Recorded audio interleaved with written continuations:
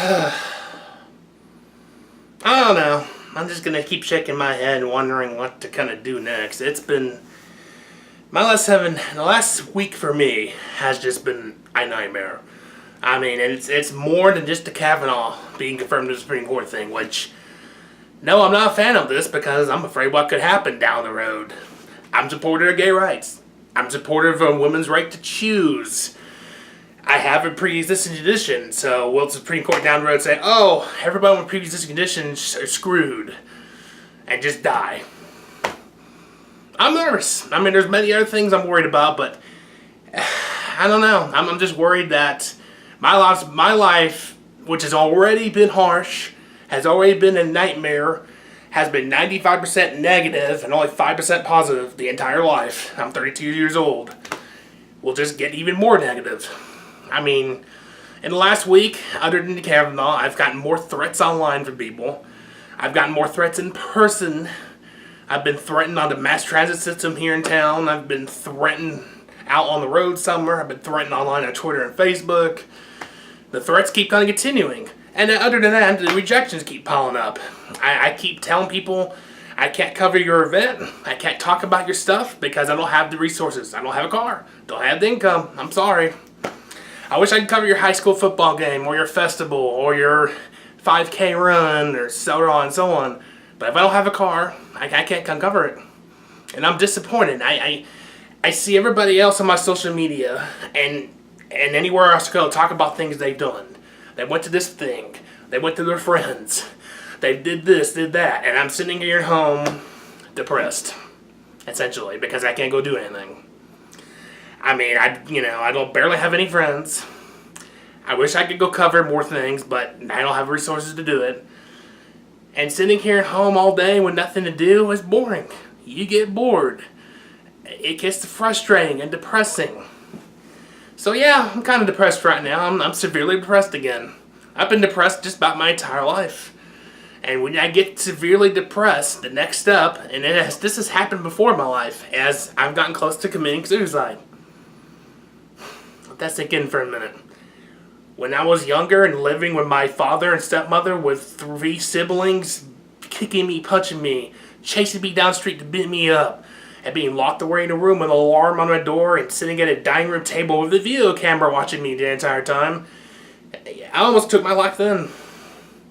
Because that's not how a child should grow up, being abused, neglected, and being felt like a prisoner in their own home. From the time I was in kindergarten, from the time I graduated high school, I was bullied constantly. And then when I got in high school, I was constantly rejected from every college, every university, just about every workplace. The only reason I got summer jobs because the employer sent a list of names to the principal and they checked my name off because I was a good student. Otherwise, I would not have gotten anything.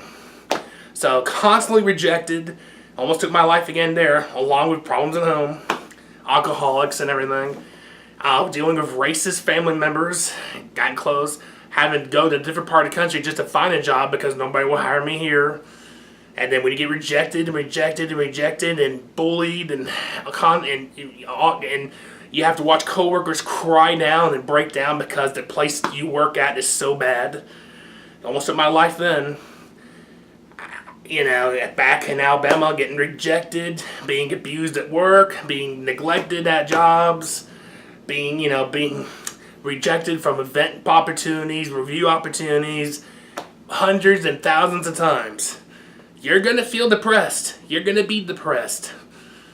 Alright? I don't care if you're Superman, Batman, Wonder Woman, the biggest superhero ever. When you're rejected 95% of your time in your life, and 95% of your life is bad and horrible, you're gonna be depressed. Nobody's ego can take that. It just can't. When you keep being rejected over and over and over and over again, you're gonna be depressed. In the story, that's it. You get it. So now, with everything bad happening again, I don't know. It's gotten so close for me committing suicide that I have made a noose and wrapped it around my neck. I haven't done that yet.